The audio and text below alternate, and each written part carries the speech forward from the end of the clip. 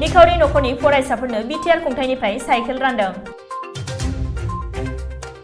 चिरां जिल्लानि बिजनी फानबारि गोजौसिन गेजेर फरायसालियाव निखावरि नखरनि गासै सा 172 फरायसाफोरनो बिटिआर सरकारनिफ्राय साइकेल रानदों। मावफुं सोद्रोमा धनन्जय बसुमतारी आरो दावबायसा बर' बिथांमोनहा हाबाफारियाव बाहागो लानानै फरायसाफोरनो साइकेल गथायना होदों।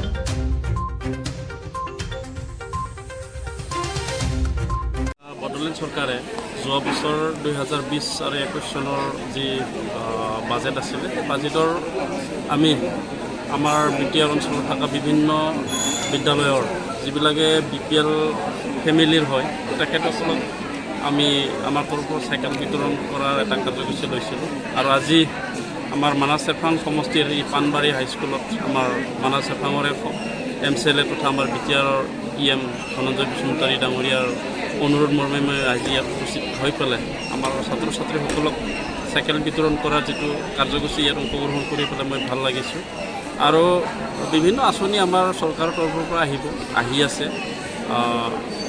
কোভিড সিচুৱেশ্যনৰ কাৰণে আমাৰ এই চাইকেল বিতৰণ অলপ পলমকৈ হৈছে তথাপিও এই যিখিনি কাৰ্যসূচী লৈ পেলাই আমাৰ বিপিএল ফেমিলিৰ যিবিলাকে ছাত্ৰ ছাত্ৰী আছে তেখেতসকলক বিভিন্ন এংগেলৰ পৰা আমি সহায় সহযোগিতা আগবঢ়াৰ কাৰণে চেষ্টা কৰি আছোঁ। थांनाय 2020-21 बेयावनो दिनैनि बिटिसि सरकारा मानगोनां प्रमद बर'नि दैदेननायाव बे मोनसे स्किम जों फोसावनाय जादोंमोन। बे फोसावनाय लेखायै दिनैहाय मानाह सेरफां समस्तिनि बे फानबारि हाइ स्कुलाव गोबां बिपिएल फरायसाफोर दङ।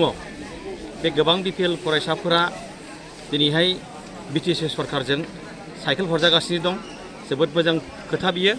आरोबाव दुखुनांथाव बाथ्रा नैबे जाहैदों जोंनि दानिसो बे फरायसालिनि हेडमास्टारा मोनसे फोरमायदों गोबां बिपिएल फरायसाफोर दंमोन नाथाय बिसोर बिपिएल फरायसाफ्रा बिपिएल कार्डखौ जमा होनो हायाखै गावसोरनि डकुमेन्ट्सफोरखौ जमा होनो हायाखै बेनिखायनो बेयाव जेसेबां बुरजा मोननांगौमोन बिनि सिमां मोननाय जायासै थेवब्लाबो 172था साइकेल मोनबाय होननानै आं दिनैहाय मिथिबाय आरो दिनैहाय जोङो बेखौ मानगोनां बिटिसिनि EM दावबायसा बर'खौ लानानै आङो बे फानबारि हाइ स्कुलाव गथ'साफोरनो साइकेल राननायखौ फोजोबनाय जाबाय।